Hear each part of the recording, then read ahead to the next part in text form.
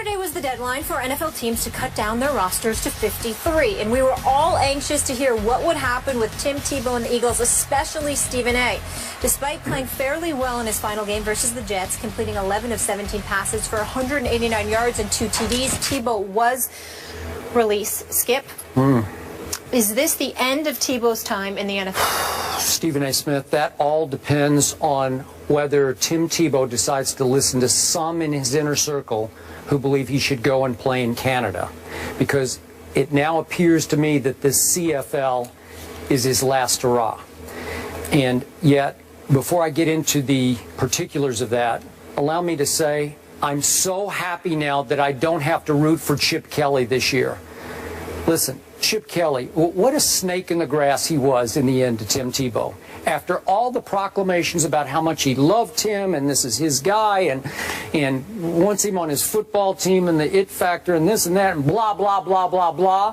What did Chip Kelly do after he surprised many people out there, not just me? I think most people were stunned that he whacked Tim Tebow, cut him, and as Tim is walking out the back door, he kicked him in the behind by signing Stephen Morris off the waiver wire, who had just been cut by the Jacksonville Jaguars, who kept Bortles and Chad Henne. So Stephen Morris couldn't even make that team, and Chip Kelly signed him and kept him on the 53-man roster. Are you kidding me? A second-year guy, undrafted free agent last year, in place of Tim Tebow. Are you kidding me?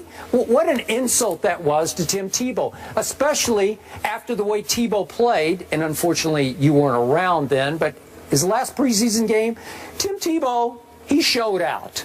He was pretty good that game. Read the numbers. And he did, you did. And he got to play in the second quarter, albeit against second-teamers, and the fourth quarter. But the 10 out of 19's a little diluted because there were 3 big drops in that game. And he threw 2 beautiful down-the-field footballs that started to look a little bit like the old unleashed Tim Tebow. He started to get a little swagger, a little rhythm, a little flow, a little momentum. We know how his emotions can carry a whole football team. And I'm thinking, okay, under huge pressure, last hurrah, last-ditch effort, he put it on the table and said, here, Chip Kelly, I've come this far. And Chip said, well, you know, he just hasn't had enough reps. So to me, just to kick Chip Kelly back in the butt, why shouldn't Tim just go on to Canada then? He's going to have to swallow a whole lot of pride because obviously he did win a Heisman Trophy and he did have an unbelievable 2011 run as a starting National Football League quarterback for the Denver Broncos, from 1-4 to a division title and a playoff game win over your Pittsburgh Steelers. You will remember it for the rest of your life. Despite all that, you swallow your pride, you go to Canada, and you get your reps. The great Warren Moon had to go to Canada to get his reps and show the NFL what it was missing. Doug Flutie, who became a pretty good NFL quarterback, had to go to Canada and show the NFL that he wasn't too little to make it in the National Football League. So maybe it's time, and trust me, some in the inner circle are really pushing Tim, who's pushing back. He does not want to go. He's made it clear from the start, I do not want to play Canadian League football. No, no disrespect to them. It's just that Tim thinks he belongs in the National Football League. So when his last hurrah coach, Chip Kelly, said no, and I'm signing Stephen Morris and put him on my 53-man roster, maybe you should just get angry, Tim. Maybe you should say, watch this, because TV is always going to be there for Tim Tebow. I think he proved himself well enough on this network, wouldn't you say, for his, was it a year he was here? Okay, he can always go back. He just turned 28 years of age, so Tim, just do it. Go to Canada, show them, get your reps in, Chip Kelly, and then maybe someplace, somewhere, sometime, somebody will say, you know what? I need that on my football team. I need that guy in my locker room. I need him to run certain plays for me, or I need him to start for me. By the end of the year, I'm sure a lot of people will say, God, our quarterback situation is dreadful. Go to Canada and show them, Tim, because I think that's the last hope.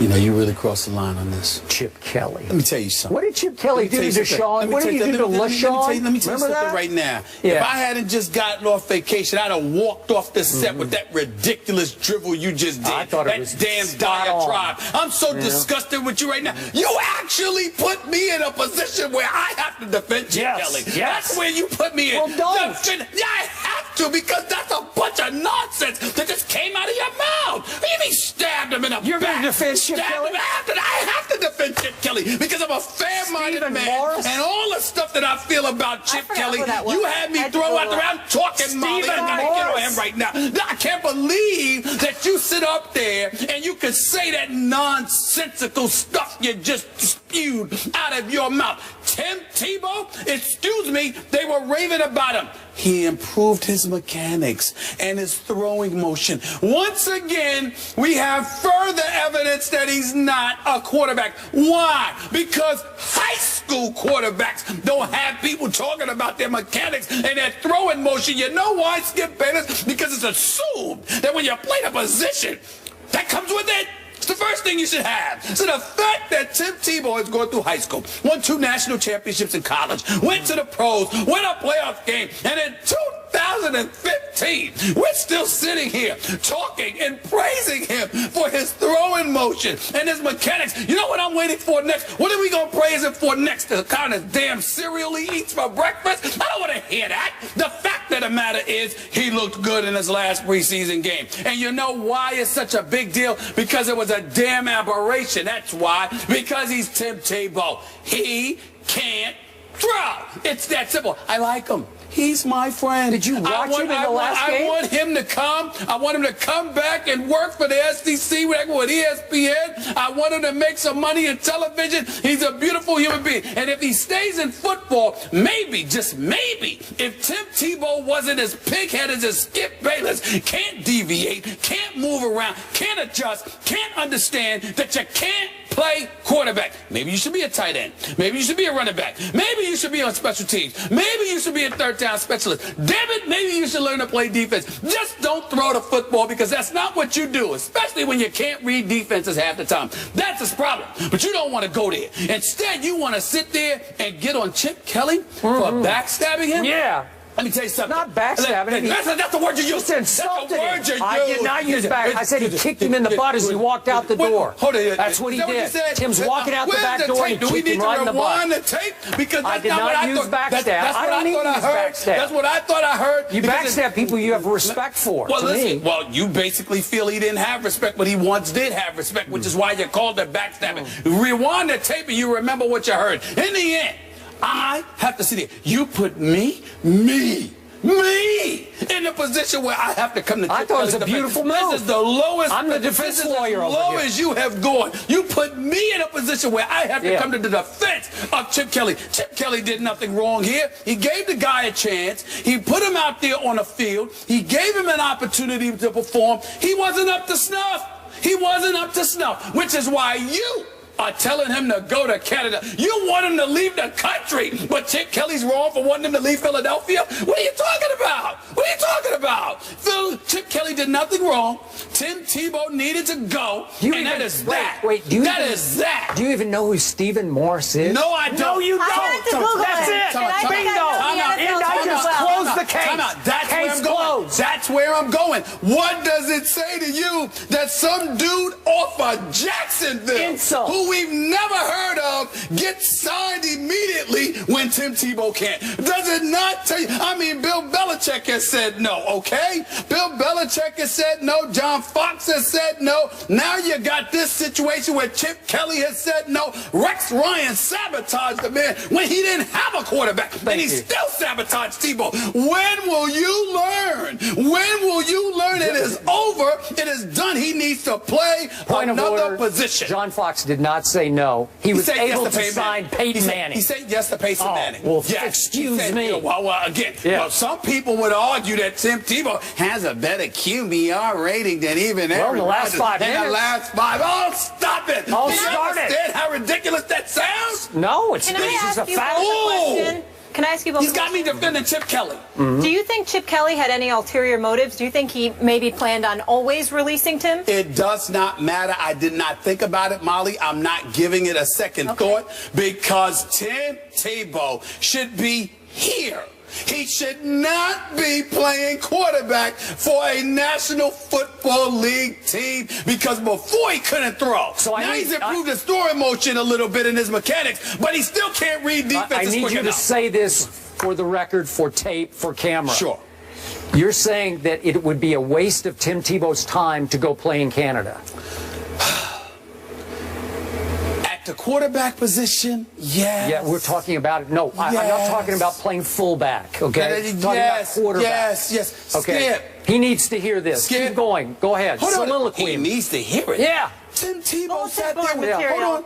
Tim Tebow Go ahead. Sat down with me for my radio show, Sirius XM, Mad Dog Sports Radio, Channel 82, every weekday from 1 to 3 p.m. Channel Eastern 82? Time. 82, it was 85, You went now up switched the to dial. 82. Wow. Switched to 82 August 13th. All right. Still never been invited. Hold on, wait a minute. Tim Tebow came, sat with me, and literally looked me in my face afterwards and said, keep your eyes on it.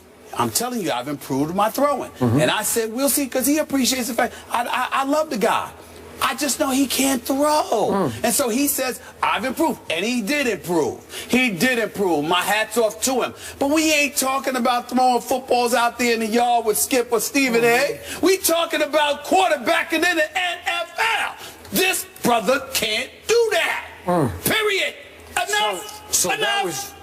that was all just an aberration on that last night. That was. Yes. Wait. Maybe it was just a mirage. Yes. Maybe I didn't. Maybe I dreamed it. I dreamed it. Yes. Oh, he didn't not really that you do dreamed it. But it was an aberration. Okay. Like I told you, a dead clock is right twice a day. It doesn't matter. Whatever you see it, don't get caught up in it. At the end of the day, he can't read defenses quick enough and doesn't have the throwing capability to offset. So I have one last question. That's it. So how did that same guy in 2011 who can't throw take a dead-in-the-water 1-14 to I'm a division answering that title? question with a question. How? I'm answering that question with a question. Answer. Why do you sit there and get to ignore the fact that just a year earlier Aaron Rodgers won a Super Bowl, but I need to remember how Tim Tebow won one playoff game? Why do I have to remember the one playoff game, but you can't remember a Super Bowl title? How is that? How is that? Just a year earlier? Yes, like 2010. 8 years old. 2010. Come on. That was 2010. That was a long time ago. That was prehistoric. Do you understand why? Listen. I know you know your football, Okay, but do you understand why sometimes you come across like you should be banned because you sat up there and said that Tim Tebow,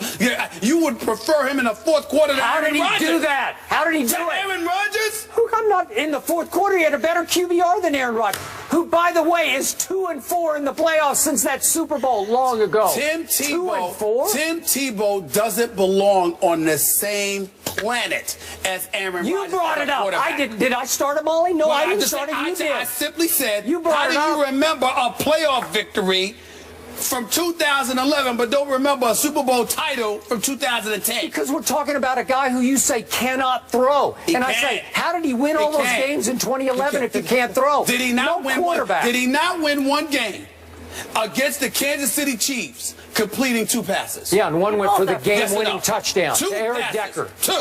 Oh, stop it. It is ridiculous. Thank you. You got me defending Chip Kelly. You.